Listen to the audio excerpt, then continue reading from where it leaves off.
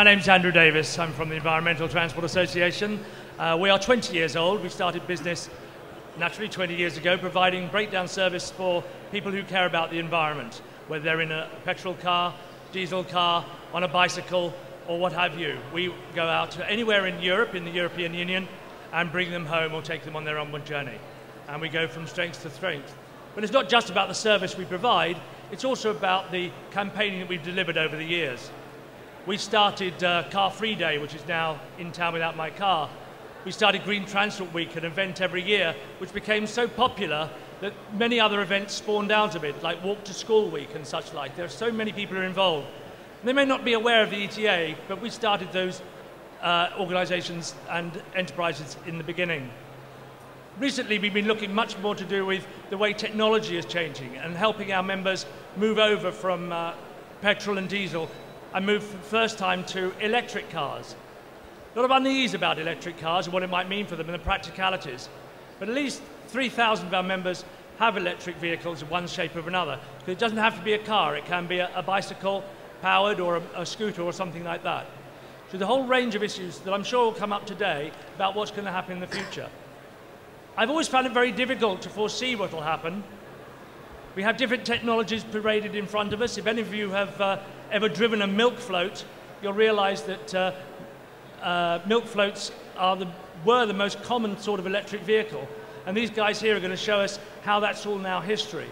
And the nature of vehicles have changed and will change very radically over the next few years. We heard recently that the current government is planning to give £5,000 for people who buy a new electric car in 3 years' time. I don't know how much they can actually honour that promise, given the nature of general elections and so forth, but it seems to be a big signal. Some of you may have heard that yesterday the American government has, through its legal process, determined that CO2 is regarded as a poison and a pollutant for the population of America. And that might have significant changes in the way technology develops over the next few years. So it's enough from me, and if I start from my right, and if Hugo could mention his background and what he sees for the future.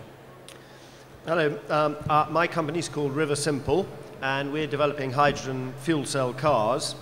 But I want to emphasize that we are designing cars for fuel cells rather than sticking fuel cells into cars designed for petrol engines and trying to persuade them to behave like petrol engines, because they don't do it very well, and that's what the auto industry is finding out. And our focus is very much on energy efficiency. I think that if we want a sustainable transport system, energy efficiency will become the guiding principle, or the dominant metric, really, which we have to pursue.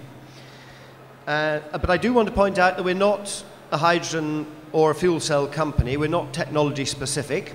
We just believe that for vehicles with substantial range, the sort of range we're used to, it offers the most energy efficient solution. I don't think that hydrogen and fuel cells will ever be as dominant as petrol and combustion engines, and we'll have a much more complex mix of powertrains and fuels with more niche-specific vehicles than we're currently used to. But if efficiency is the guiding principle, the main criterion for choosing between different powertrains is the installed range, the range for which the vehicle is designed. And I'm a big believer in the future of battery electric vehicles, but the trouble with them for longer range is that the quantity of batteries you have to put on board are so heavy that the vehicle itself, even though the battery is efficient, the vehicle itself becomes highly inefficient.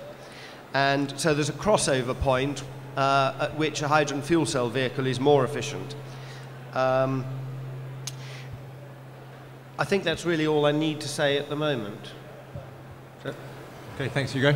Well, my name's Rick Simpson. My responsibilities are Director of Evo Design Solutions, and our current project, you'll see over to my right, your left, the motorcycle hanging on the wall here is an electric-powered motorcycle that's going to be developed, or is in development for racing at the TT this year.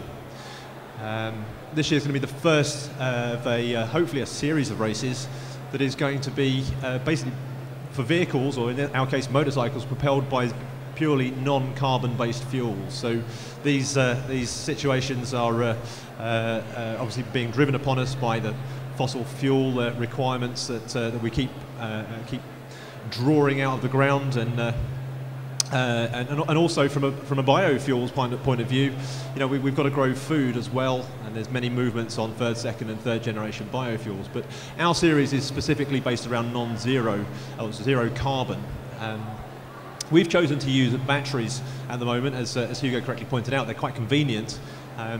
We'd looked at hydrogen. There are some big plus points to have with hydrogen-fueled vehicles, motorcycles, and cars. But batteries are quick, they're easy, and at the moment I think that they're a stopgap, personally. Battery-powered vehicles, again, are range dependent, and their batteries that they carry are very heavy. They're getting lighter, the energy density of batteries is getting much higher, but I think we've still got a long way to go before those batteries are able to carry us around the world. I still am a firm believer in electric vehicles, though. I think electric vehicles are the future, but how the electricity is passed to the motor is still in debate. I think microgeneration has a lot of legs. I think we've all heard of the new developments over in America with the Chrysler Volt, which is running exactly that sort of system. We've got an all-electric drivetrain, and obviously that's powered by batteries. When these batteries run flat, they are recharged by a small internal combustion engine. So at the moment that's currently running on petrol, on gas if you like, from that side of the pond. And this is actually quite an efficient way of generating electricity. When your car's sitting at the traffic lights in London ticking over, you're actually doing 0 miles per gallon. There's, you know, horrifically inefficient. There isn't an efficiency calculation to go on there. So if our vehicles are producing their energy efficiently, and internal combustion engines can be very efficient, but not the way that we use them today. Coupled with that is the size of the vehicle. There's a lot of energy goes into the production of vehicles, and it's not just the volume of materials we use, but where those materials come from. We tend to dig a lot of the minerals out of the ground, and we transport them across the globe. And in some cases, we actually dig them out of the ground in one place in the globe, transport them to another place to actually turn them into their finished alloy, and then transport them back to where they came from in the first place. And this is madness. We can't be doing that. So the grey energy, the actual energy that you put into producing the vehicle in the first place, has also got to be considered. It's difficult to calculate, but you know, a good 10% of the actual total energy in the vehicles that we are all driving today is not just the fuel we put in them, but it's the energy we use to actually create them in the first place.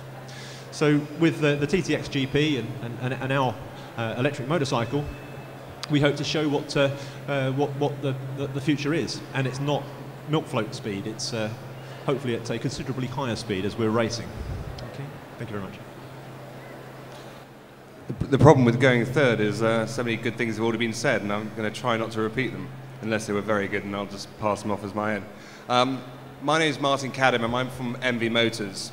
What we do is very simply, we're like a car phone warehouse. We're an impartial company that doesn't make our own product. We cherry pick from other manufacturers, obviously motor vehicle manufacturers that we've all heard of, and new ones that we haven't, the best green, low carbon or no carbon products, and sell them to private businesses, public sector, and individuals such as yourselves. I guess that the important question of why we're all here today is that we're all becoming a lot more conscious of what we're doing to this planet, and more importantly, if we continue to do it, the results that may happen. We all know now that vehicle movement probably is responsible for about 20% of the CO2, not to mention the other harmful exhaust fumes that come out of cars. I guess the most important thing for us to understand is every journey that all of us make, we have to deem straight away is how necessary is that actual journey, how necessary the